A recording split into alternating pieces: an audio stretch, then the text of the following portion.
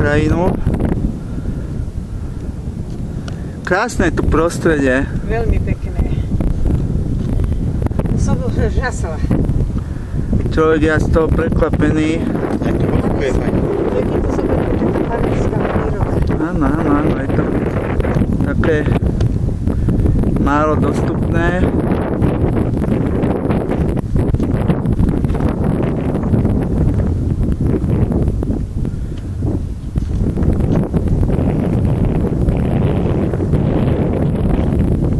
A ľudia si na Slovensku nevážia to, čo máme. Však je to. Každý by len do cudziny išiel. Neviem, čo chcel.